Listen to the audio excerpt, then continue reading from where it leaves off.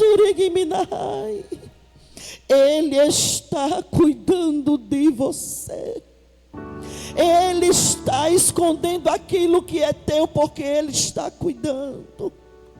Ah, mas a situação, irmã Érica, eu não estou mais suportando. Tenha calma. Não se precipite, porque Deus está falando ao meu coração. Sou eu escondendo minha filha.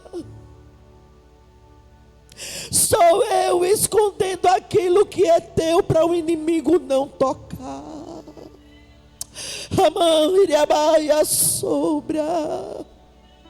Deus, Ele cuida daquele que chama. Ele nunca vai me chamar sem um propósito, sem que Ele esteja cuidando. Deus está cuidando. Eu estava almejando cantar esse hino, eu precisava cantar. Não tenho mais a voz de antes, mas desde ontem à noite que o Senhor fala ao meu coração: eu estou escondendo, porque eu estou livrando. Aleluia. Se você entende, então pare de murmurar, pare de reclamar. Pare de perguntar a Deus por que não aconteceu, porque isso veio ser dessa forma. É Deus escondendo. Um dia Deus disse para Jeremias: vai até o rio Eufrates, pega um cinto, aleluia, pega um cinto e vai até o rio Eufrates, não deixa ele molhar. Quando tu chega lá no rio Eufrates, glória a Deus, tu vai ver uma fenda, tu vai esconder esse cinto na fenda da rocha. Tu vai esconder. E quando passou uns dias, Deus disse: vai lá de novo, Jeremias, vai até o rio Eufrates, pega o cinto de linho. Quando ele chega no rio Eufrates, quando ele pega o cinto está apodrecido, para nada prestava. Aí Deus disse para Jeremias: Jeremias, sabe o que é isso? Isso aqui é Israel. Ou melhor dizendo, isso aqui, o que eu vou fazer com Israel, eu vou tirar toda a podridão de Israel e a muita soberba de Judá. Isso aqui, sabe o que é Deus dizendo?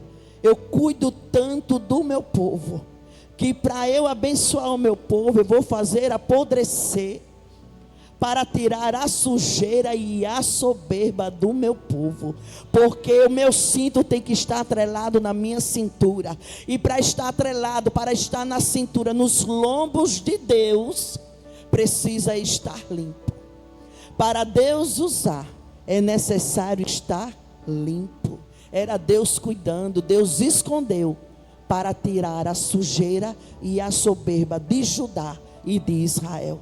Nós não entendemos como Deus trabalha, e muitas vezes por não entender, a gente fala o que não deve. Muitas vezes por não entender, nós falamos daquilo que nós não sabemos, daquilo que nós não entendemos, que é o trabalhar do Senhor. Aleluia, aleluia. Eu estou falando de pessoas que Deus vai usar.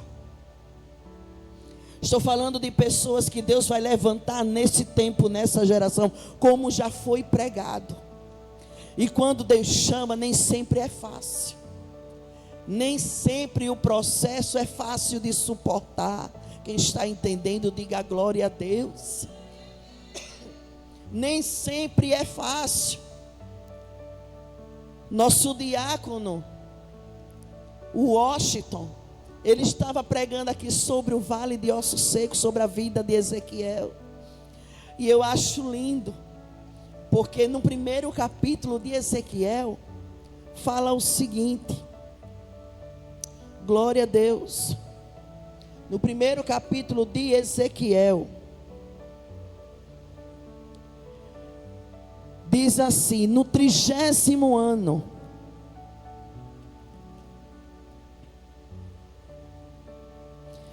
no 30º ano, no 4º mês, no dia 5º do mês, quando fala no 30º ano, alguns estudiosos, alguns historiadores, algumas pessoas que gostam de pesquisar, esses estudiosos, eles acreditam que isso faz referência à idade do profeta, 30 anos. O que me dá a entender que era a data de exercer o ministério do sacerdócio. 30 anos era a idade de exercer o ministério do sacerdócio. Ele era filho de sacerdote, era de linhagem sacerdotal. E ele só foi preparado, igreja do Senhor, para ser sacerdote. Para ser sacerdote. O que ele sabia fazer era ensinar sobre a lei, era ensinar sobre as coisas de Deus, era ensinar sobre a lei, era o que ele sabia fazer, agir como sacerdote. Glória a Deus. Ele não sabia fazer mais nada. Mas Deus, no 30º ano, ou seja, como alguns estudiosos dizem, com 30 anos de idade dele exercer o ofício, o exercício de sacerdote, o que Deus fez? Deus deu uma visão para ele. E o que Deus mostrou? Uma visão tremenda, sobrenatural. Deus, ele mostrou que ele, estando no meio dos cativos, junto ao rio Quebar, se abriram os céus e eu vi visões de Deus. Na primeira leva, quando Nabucodonosor invade Jerusalém, ele leva os melhores.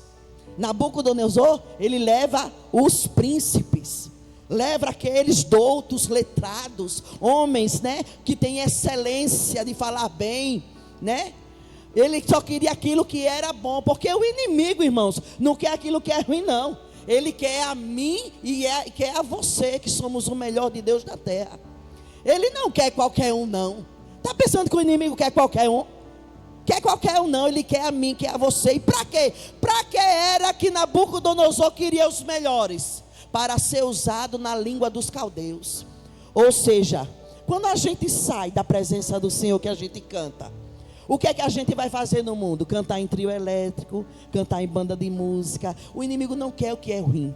O inimigo quer aquilo que é bom.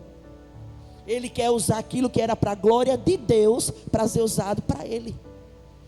Foi o que Nabucodonosor fez. Na segunda leva, que quando Nabucodonosor invade Jerusalém, ele não consegue aquilo que ele queria, mas ele leva os melhores. Na segunda leva, ele leva outra parte. E nessa outra parte foi Ezequiel. Mas ele não foi para o palácio como ficou Daniel, Sadraque, Mesaque e Abednego. Não. Ele ficou com os outros, junto ao rio Quebar. E foi ali, na idade dele, está lá, olha, de boa, ensinando sobre a lei de Deus, cuidando do templo, acendendo as lamparinas, cuidando, ensinando os outros filhos de sacerdote. Na idade dele exerceu o ministério. Ele está onde? Como escravo no rio Quebar. Ele está como escravo no rio Quebar. Mas foi lá que Deus fez ele entender que o que ele tinha na vida de Ezequiel era diferente. Quando Deus deu visões dele, que uma das visões foi a roda grande passando por dentro da pequena. E essa roda tinha olhos por todos os lados. E essas rodas, elas giravam para todos os lugares, em todos os ângulos. Deus estava dizendo para ele o seguinte: ei Ezequiel, quem te chamou é aquele que tem olhos em todo lugar. Quem te chamou é aquele que está em toda a direção. Quem te chamou é aquele que está em todos os ângulos, vendo tudo que tem olhos como chama de fogo. Essa foi a visão que Deus deu para Ezequiel. Deus estava dizendo para Ezequiel: eu sei que a tua idade é para tu estar lá, exercendo o teu ministério, mas eu te chamei para algo diferente. Eu te chamei para tu ser um profeta nesse tempo de crise para o meu povo. Bata no peito assim. Diga: Deus me chamou para algo diferente. Eu posso até ser normal, mas eu não sou uma pessoa comum. Eu sou normal, mas eu não sou comum. Deus me chamou para algo especial. Deus me chamou para algo diferente. Bata no peito e diga: eu não sou como você. Você não é como eu. Eu sou aquilo que Deus quer que eu seja. E Deus te chamou para algo especial. Deus disse: ei, Ezequiel, está pensando que tu vai ficar lá sentadinho? Não, tu vai profetizar. Tu vai falar em meu nome para esse povo que já está sem esperança. Aleluia. Aleluia, louvado seja Deus, irmã Quitéria. Deus te chamou para algo especial. Deus não te chamou para ser uma pessoa comum. Eu não sou comum. Eu sou diferenciada. Bata no peito e diga: eu não sou comum. Eu sou diferente. Glória a Jesus de Nazaré. Pessoas chamadas por Deus sofrem, mas é diferente. Pedro tinha tudo para ser uma pessoa comum. Estou pegando carona nas pregações. É porque vão pregando e Deus vai dando para a gente ali, ó. É aqui pregando e Deus vai dando, Deus vai dando, Deus vai dando. Jesus, ele chega, volta, retorna para a Galileia. Eu estou falando de pessoas chamadas para um propósito. No livro de Mateus, Pedro, glória a Deus, ele chega, volta, ele sabe que João está preso, e ele volta para a Galileia. Quando ele chega lá na Galileia, ele chega junto ao mar da Galileia, está lá andando no mar da Galileia, e ele viu dois irmãos, um deles era Simão Pedro, e o outro era André, e estavam lá os dois irmãos, e ele chega e eles estavam lá lançando as redes, e Jesus faz um convite, diga: vinde após mim, e sejam pescadores de homens. E eles seguiram a Jesus, mesmo sem entender o que Jesus estava falando. Só que no livro de Lucas, no capítulo 5, onde fala da pesca maravilhosa, diz que Jesus chega, que apertando a multidão para ouvir a palavra, ele estava junto ao lago de Genezaré e viu 2 barcos na praia. E ele entra num dos barcos, irmãos, que era o de Simão Pedro, e pediu que se afastasse um pouco da terra. Jesus disse: olha, afasta um pouco. Ele entra no barco de Pedro e diz: afasta um pouco da terra, vamos para o mar. Glória a Deus. E assentando-se, ensinava ao barco e à multidão também. E quando acabou de falar, disse a Pedro o seguinte: vai ao mar alto e lança as vossas redes para pescar. E Pedro disse a ele: havendo trabalhado toda a noite, nada apanhamos, mas sobre a tua palavra lançarei a rede. E quando ele lança a rede, a quantidade de peixe era tanto que se rompeu. Entenda isso aqui. E eles fizeram sinal aos companheiros que estavam enchendo ambos os barcos, de maneira tal que quase iam a pique. E quando Simão Pedro, que já tinha aceitado o convite de seguir a Jesus para ser pescadores de homens, quando ele olha a grandiosidade do milagre que Jesus tinha feito ali, da quantidade de peixe, ele se apavorou. Então ele olha o que antes tinha dito que seguia, que ia atrás de Jesus, aqui ele diz: afasta-te de mim, eu não sou digno de que esteja perto do Senhor. Ele aqui quis desistir. Ele viu Jesus sendo grande demais para se importar com alguém tão pequeno como ele. Ele se achou pequeno demais para a grandiosidade daquilo que Deus queria que ele fosse. Quem está entendendo, diga glória a Deus. Aí, vendo Simão Pedro, prostrou-se aos pés, dizendo: Senhor, ausenta-te de mim, que sou um homem pecador. Aí Jesus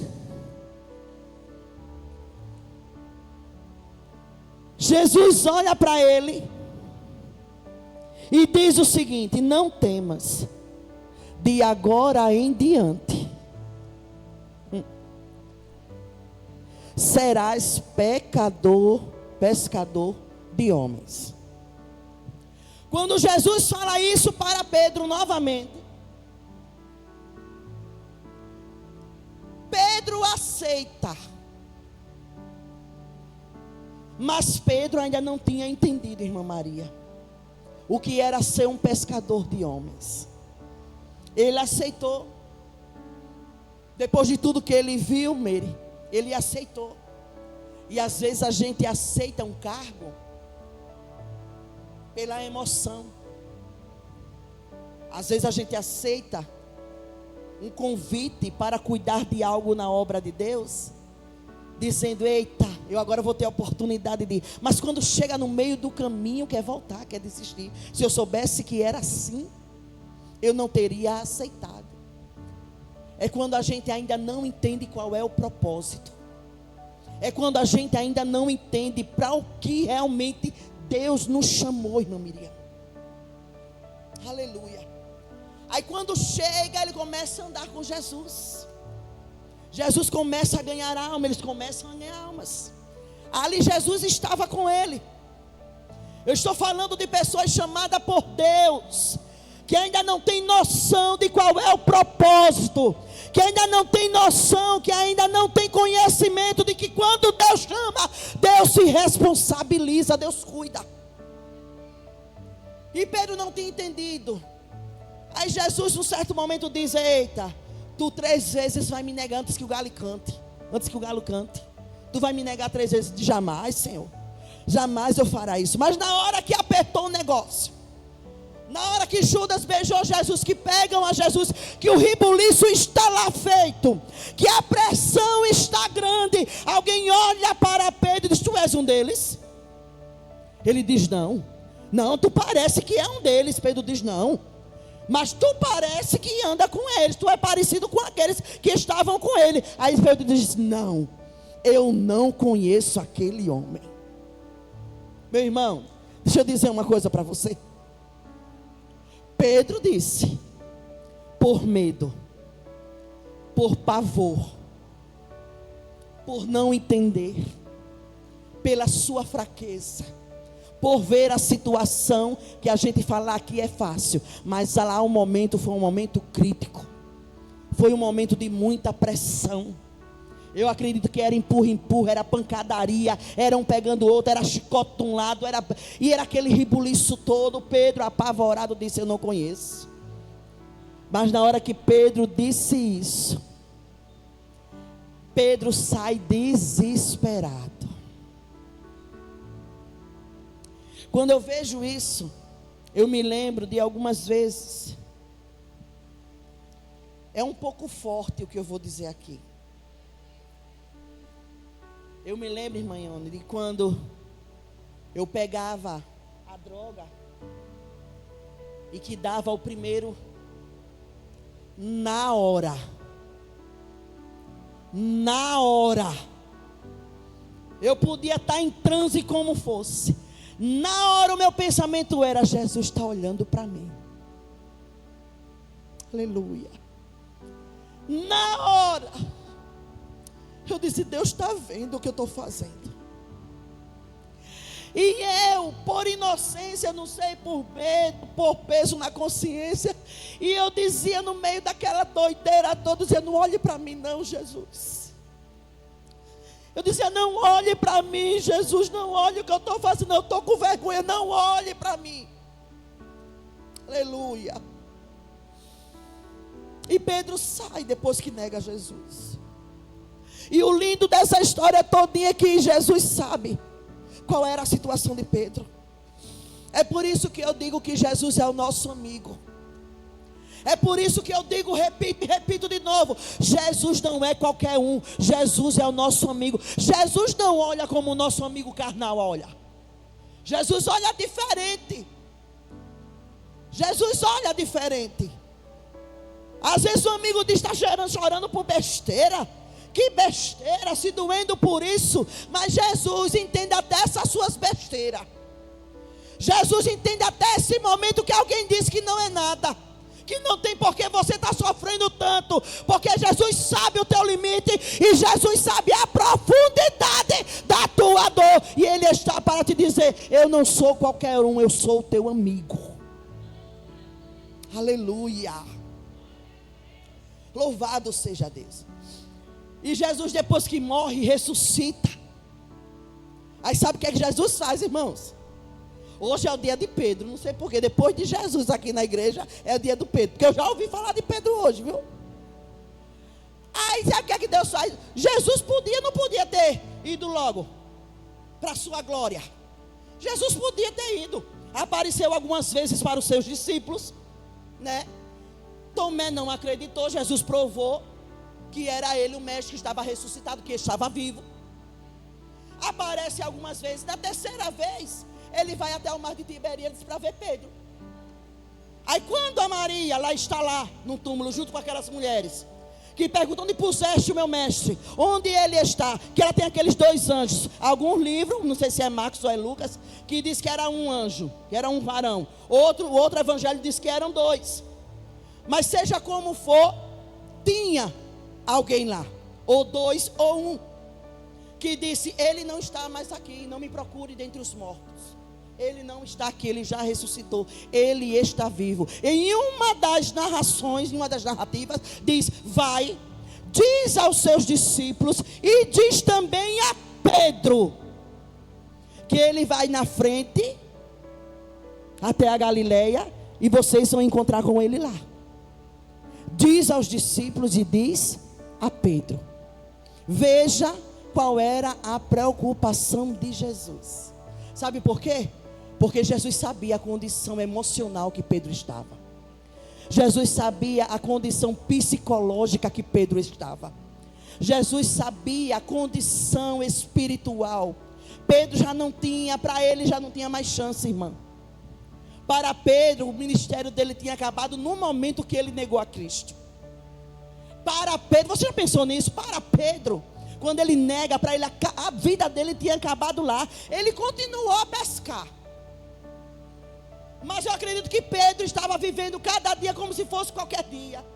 Estou indo por ir, já não tenho um propósito, já não tenho mais nada. Ele se esqueceu que Jesus disse para ele: Pedro, a partir de hoje te farei pescadores de homens. Quando ele nega Jesus, ele esquece disso, porque a dor faz a gente esquecer do que Deus nos falou. As nossas frustrações fazem com que a gente esqueça daquilo que Deus falou que ia fazer sobre a nossa vida. Alguém está entendendo aqui? Aí ele chega, conversa, aí chama o povo, já tem lá preparado para eles peixe, pão assado, já tem peixe, já tem pão, tinha brasa. Aí ele conversa com os discípulos, depois ele diz: Pedro, vem cá. Tu me ama, Pedro? Amo, apacenta minhas ovelhas. Tu me ama, Pedro? Amo, apacenta minhas ovelhas. Tu me ama, Pedro? Amo, Senhor, o Senhor sabe que eu amo, então apacenta as minhas ovelhas. Deus estava dizendo: Pedro, vai cuidar daquilo que eu comprei com o meu sangue. Pedro, eu estou colocando nas tuas mãos aquilo que eu comprei com o meu sangue. Jesus estava dizendo para ele: Pedro, não acabou para você.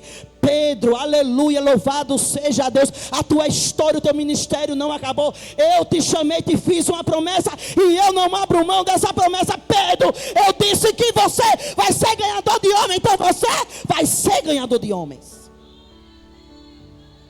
Pedro, não acabou para você.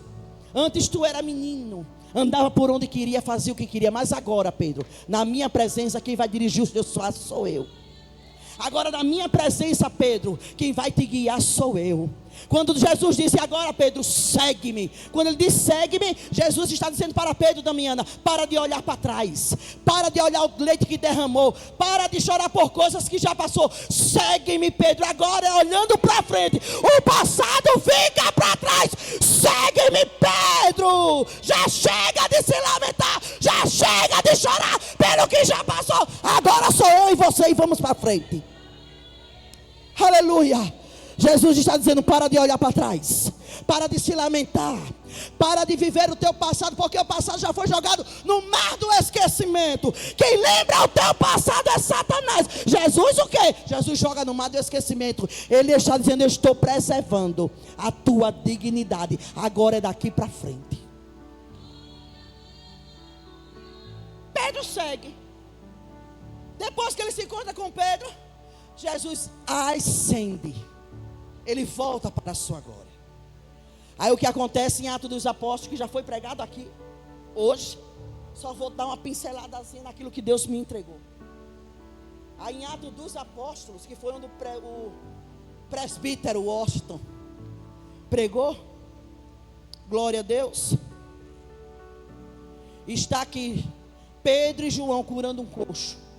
Jeane já falou aqui, né, da cura, do que Deus fez. Só que aí, quando aquele homem é curado, que ele sai saltando, adorando a Deus. Não estou pregando o que Jeane pregou, estou indo mais à frente um pouquinho, que eu quero falar de Pedro. Quando aquele coxo sai saltando, aí vai uma multidão, Cristina, atrás dele. Vai uma multidão atônita. Vai uma multidão atrás daqueles dois homens. Aí eu acho lindo Pedro. Oh, aleluia. Aí eu acho lindo Pedro. Sabe o que é que Pedro fala? Glória a Deus. Pedro, saltando e se pondo em pé, andou com eles o templo, andando, saltando, louvando a Deus. E todo o povo viu ele andar e louvar a Deus, o coxo. E o povo foi atrás. Quando Pedro olha isso, irmãos amados, Pedro olha para aquele povo que está indo atrás deles. Sabe os pintinhos quando vai atrás da galinha? Que a galinha vai andando a mesma. Quando a galinha vai andando, que os pintinhos vai tudo atrás. Era assim o povo com Pedro e João. Aí Pedro, como diz o nordestino na reta. Aí Pedro faz o seguinte. Glória a Deus. Varões israelitas, por que vos maravilhais disto? Ou seja, por que vocês estão maravilhados com isto? Acaso fui eu ou foi João que fez isso? Acaso quem fez isso não foi aquele que vocês mataram, que vocês negaram? Acaso não foi Jesus de Nazaré, o Nazareno, que fez isso? Por que vocês estão maravilhados? Você já vê aqui que a posição de Pedro é outra. Pedro já não é aquele que foi lá e pá, na orelha de Malco. Pedro aqui tinha aprendido. Pedro aqui tinha aprendido quando Jesus disse lá em Mateus: te farei pescadores de homens. Porque até então Pedro não tinha ainda a noção do que era ser pescadores de homens. E aqui ele diz: por que vos maravilhais disto? Acaso fui eu que fiz alguma coisa? Aleluia. Foi o Deus de Abraão, de Isaac e de Jacó, o Deus de nossos pais, que glorificou a seu filho Jesus, a quem vós entregastes perante a face de Pilatos, negastes, tendo ele determinado que fosse solto. Mas vós negaste o santo e justo, pediste que se fosse deste homem um homicida. Aí Pedro continua. E quando ele está pregando, irmãos, as almas vão se convertendo. Quem estava escutando a Pedro foram se convertendo a Cristo. Aí os saduceus, que eram homens céticos, ou seja, homens que não acreditavam na ressurreição de Jesus Cristo, eles só acreditavam nos 5 primeiros livros do Novo Testamento, que é o Pentateuco, os livros mosaicos, os livros de Moisés. Era só nisso que esses homens acreditavam. Então os saduceus pega Pedro e João, leva, encerra eles na prisão até o dia seguinte. Quem está entendendo, diga amém. Glória a Deus, aleluia. Então os saduceus se doeram. Sabe aquela pessoa quando olha para você fica se doendo? Quando você está fazendo alguma coisa boa que glorifica o nome do Senhor, nem faz, nem quer que você faça. Fica se doendo, se roendo de raiva, de ódio, rangindo os dentes. E por mim pode tocar pelas costas. Eu vou continuar glorificando o nome do Senhor. Aleluia. Aí, quando eles viram isso, se doeram, lançaram a mão deles, jogaram eles da prisão. Só que no dia seguinte eles se reúnem. Aqueles homens se reúnem. Quem? Anás, o sumo sacerdote, Caifás e João Alexandre. E todos da linhagem do sumo sacerdote chamado Anás. Eles se reúnem. Pensa na patotinha, bota Pedro e João no meio. Bota Pedro e João no meio. Parece que eu vejo histórias se repetirem em nosso meio. Bota eles no meio. E ficam eles tudo ao redor. Mas aí já era tarde. Repita comigo. Já era tarde. O povo já tinha visto um milagre na vida do coxo. Dê glória a Deus por isso. Já era tarde. Satanás chegou atrasado. Jesus já tinha feito um milagre. O povo já tinha visto o milagre. Não adiantava. Glória a Jesus. Muitos, porém, dos que ouviram a palavra creram. E chegou o número desses homens 5.000 só. 5.000 pessoas já tinham visto o milagre, já tinham se convertido a Deus. Esse era o medo dos saduceus. Era o povo. Era o povo. Entende? Quem está entendendo, levanta a mão e glorifica o nome do Senhor.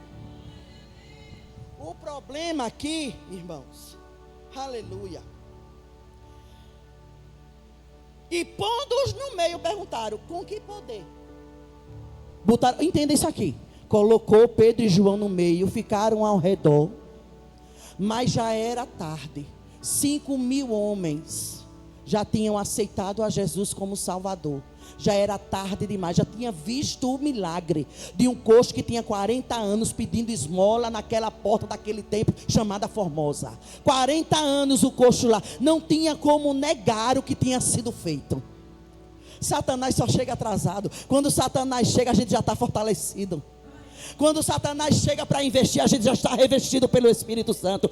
Quando Satanás quer entrar dentro da nossa casa, lá já está 2 anjos com espada de fogo desembanhada, esperando por ele. Aí, a pergunta era: com que poder? Ou em nome de quem vocês fizeram isso? Perceba que o problema não era o milagre. Aqueles homens nem se alegraram com o milagre. Eles conheciam aquele coxo. Eles conheciam aquele homem que estava lá 40 anos pedindo esmola. Eles conheciam a vida daquele homem e nunca fizeram nada. Mas vai fazer um homem de Deus e uma mulher de Deus na vida de alguém para ver se não se levanta muita gente. Vai ajudar alguém que está prostrado para ver se o inimigo não se levanta. Vai levar uma feira para quem está passando fome, para ver se a igreja, muita gente não se levanta contra você. Vai fazer o bem. Vai levar uma palavra para quem está morrendo, para ver se Satanás não se levanta com fúria. Enquanto está pedindo esmola, ninguém liga. Enquanto você está nas moralidades, como diz a minha amiga. Enquanto você está naquela situação precisando, eita, que veio quentinho agora. Enquanto você está precisando, mendigando atenção de A, atenção de B. Enquanto você está mendigando roupa. Enquanto você está mendigando. Enquanto você está precisando. Enquanto você precisa de feira. Precisa de roupa. Precisa pagar sua luz, o seu aluguel. Está tudo bem. Mas quando Jesus começa a te abençoar, o zóio de pimenteira, de seca pimenteira, já se levanta. Já começa a murmurar sobre a tua vida. Porque alguém quer até te ver bem, mas não quer te ver melhor do que elas.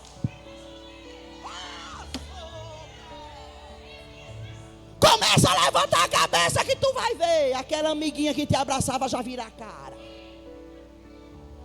Começa a glorificar com mais alegria, para tu ver alguém já te olhando assim meio. O que está acontecendo? Que foi que aconteceu com ela? Vou nem contar a minha história para você, mas o inimigo hoje está confundido porque eu estou glorificando. Se eu contar a minha história, você chora, mas eu estou aqui glorificando, dizendo que Deus é grande. Já foi dito aqui que correntes já caíram, que Deus já deu livramento, que Deus livrou e que Deus livrou. Enquanto o coxo estava mendigando, estava tudo bem, mas quando chega Pedro e João, que cura em nome de Jesus aquele coxo, aí eles perguntam, eles nem perguntaram, como foi que aconteceu isso, que eu estou maravilhado, não.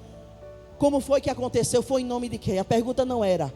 A pergunta era, a preocupação era, em nome de quem o milagre foi feito. Aí é agora que eu estou terminando essa mensagem. Quando eles verem isso, olha para cá. Quando eles perguntam isso, sabe aquele Pedro que negou Jesus? Aleluia. Glória a Deus. Sabe aquele Pedro? Glória a Jesus. Que negou a Jesus. Sabe aquele Pedro que disse: ausenta-te de mim, que eu não sou digno de estar contigo. Sabe aquele Pedro que todo brabo, quando Jesus foi beijado no rosto, que aqueles homens pegaram Jesus, ele foi lá e cortou a orelha de Malco. Sabe aquele Pedro que não tinha entendido o que era ser um pescador de homens? Este mesmo Pedro, quando, aleluia, glória a Deus, quando o povo perguntou, quando Anás e toda a sua linhagem perguntaram, em nome de quem? Em nome de quem foi feito isto? Aí Pedro, se prepara para dar um glória, vocês vão dar um glória. Aí Pedro, que não era mais aquele Pedro, aí esse Pedro aqui, cheio do Espírito Santo, fica de pé. Você não entendeu se não tinha dado glória. Aí Pedro aqui, cheio, eu disse cheio do Espírito Santo, se põe de pé. E quando ele se põe de pé, glória a Deus, disse: principais do povo e vós anciãos de Israel, visto que hoje somos interrogados acerca do benefício feito a um homem enfermo, de modo como foi curado. Isso era Pedro cheio do Espírito Santo falando. Aí ele diz: seja conhecido de vós todos e de todo o povo de Israel, que em nome de Jesus Cristo Nazareno, aquele que em vós crucificaste, a quem Deus ressuscitou dos mortos, em nome desse é que este está são diante de vós. Foi em nome de Jesus Cristo, o Nazareno. Aí Pedro começa a falar o que? Cheio do Espírito Santo. Quando ele chega falando cheio do Espírito Santo, aí sabe o que é que aqueles homens que diziam ser sábios demais, sabe o que é que eles fazem? Eles olham um para o outro e diz: eu sei que esses homens não são letrados, esses homens são indoutos. Mas como é que ele fala com tanta ousadia? Porque Pedro estava cheio do Espírito Santo. Ele diz: quem são estes que falam com tanta ousadia? Aleluia. Então eles, vendo a ousadia de Pedro e João, e informados de que eram homens sem letras e indoutos, eles ficaram maravilhados. Diga glória a Deus por isso.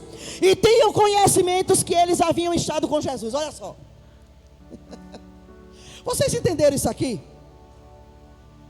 Que quem um dia esteve com Jesus já não pode ser a mesma pessoa. Quem um dia teve um encontro com Jesus já não pode ser o mesmo. Quem um dia teve um encontro com Jesus já não fala do mesmo jeito. Olha o que aqueles homens falam. Olha o que eles falam. Vendo eles que os homens eram sem letras e indoutos, não tinham formação acadêmica, e que eles falavam com tanta ousadia, mas eles tinham conhecimento que eles tinham estado com Jesus. Isso é muito forte. Quem está com Jesus fala com ousadia. Quem um dia esteve com Jesus, fala com a autoridade do Espírito Santo. Aleluia, louvado seja Deus. Quem está em Cristo, nova criatura é. O diácono Washington falou alguma coisa mais ou menos isso aqui, que eu não estou bem lembrada, que tem pessoas que só têm a capa de crente, né? Mas são pessoas que não podem pisar no calo, que não pode falar, não pode dar um conselho, que já se arma. Foi mais ou menos aqui isso que foi falado. Mas Pedro aqui ele está nos ensinando que quem esteve ou está em Jesus tem ousadia do Espírito Santo para falar. E ousadia do Espírito Santo não é falar alto, não é falar grosseiro, não é falar, aleluia, que venha machucar alguém. Ousadia do Espírito Santo é alguém olhar para você e dizer: aquela pessoa é diferente, ela fala diferente, seja alto, seja baixo, ela fala diferente. Aí as pessoas vão dizer como Pedro: eles foram conhecidos porque eles estiveram com Jesus. Isso é tremendo, minha irmã. Isso é tremendo. Olha para alguém que está do teu lado e diga: olha a terra. Diz: terra, tu já esteve com Jesus. Diga: terra, tu está com Jesus. Diga para ela assim, diga: olha, tu já esteve com Jesus. Então fala direitinho. Tu já esteve com Jesus? Então seja mais pacífica. Tu já esteve e está e diz que está em Jesus. Seja pacificadora, fala manso, fala direito. Ninguém é teu parceiro não. Tu é mulher de Deus, tu é homem de Deus. Trata os outros com o mesmo respeito que você quer também do outro. Quem esteve e está em Jesus, fala manso com o outro. Eu falo alto porque eu falo alto mesmo, meu timbre de voz. Mas Jesus já me quebrou muito. Era pisar no meu calo, eu já estava no TB. Eu já estava que nem o Jiraya. Eu já estava que nem o Jaspion. Era olhar, o que é que está olhando? Nunca me viu, não estou bonita. Se olhasse para o meu marido, eu dizia que é o autógrafo dele. Hoje não. Eu digo: olha, meu filho, que mulher bonita, né? Que mulher vistosa, olha como ela está elegante. Olha como as coisas mudaram.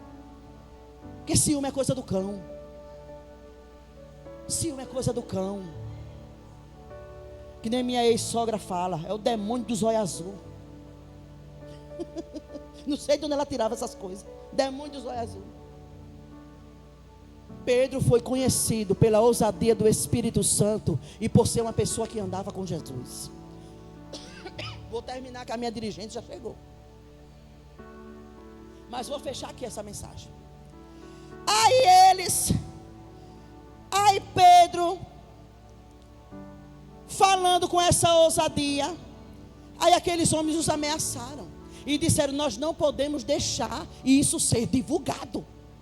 Mas eu vou repetir novamente, porque a palavra repete. Mas aí já era tarde, o povo já tinha visto. Não tinha como eles negarem que o coxo foi são, que o coxo foi curado.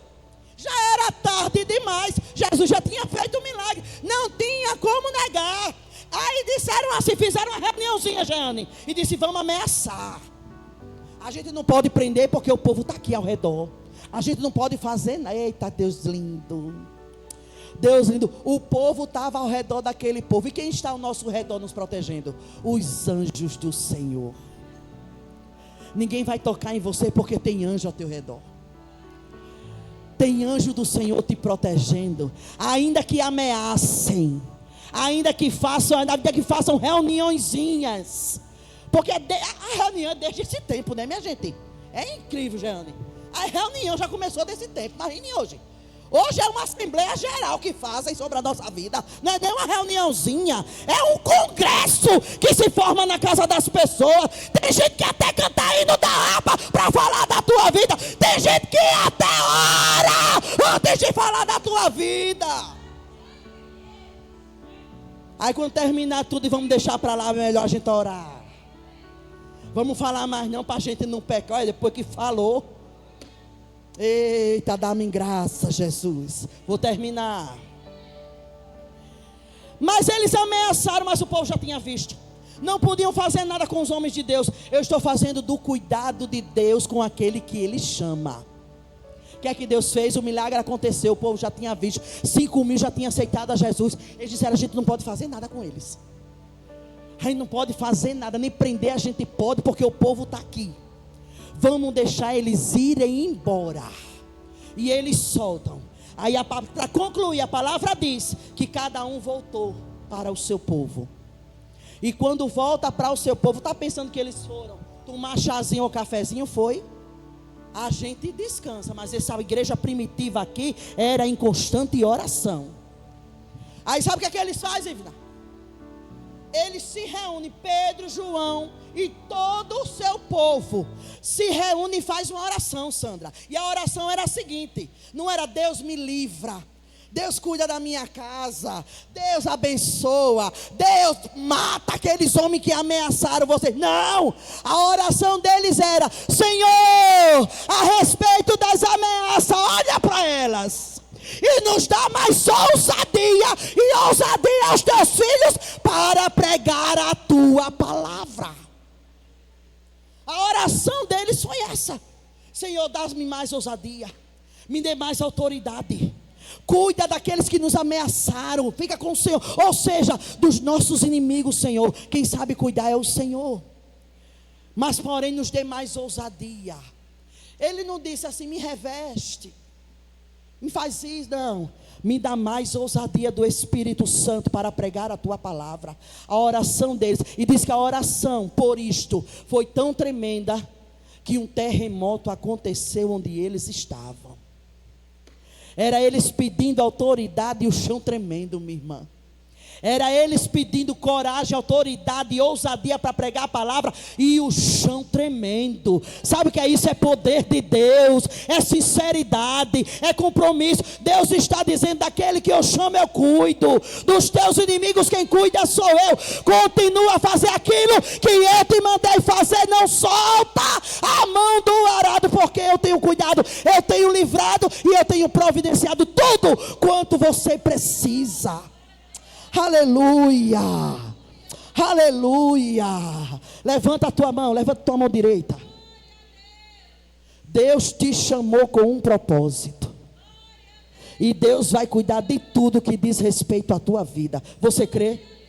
Então glorifica o nome do Senhor. Deus cuida daquele que chama, Deus cuida daqueles que Ele tem um propósito. Deus cuida, Deus livra, Deus providencia. A saúde está pouca, mas estamos aqui. Quando a gente chega em casa, né, Jeane? Que uma fala com a outra depois pelo WhatsApp: a conversa é essa, Sandra? Estou quebrada. E aí, mulher? Estou pela misericórdia. Ô Fábio, como é que tu tá? Minha filha, estou aqui na cadeira de balanço. E tu, Quitéria? Oxe, estou com a coluna que eu não... E Cristina? Oxe, minha filha. Mas estamos aqui de pé, fazendo a obra, gemendo, chorando, sangrando em guerra, mas estamos fazendo a obra. E que nossa oração seja: me dá mais ousadia, Senhor. Ele estava dizendo: não deixa a gente parar, a gente precisa continuar. Quem entendeu e aceita essa palavra, diga amém. Que Deus abençoe o trabalho. Vai estar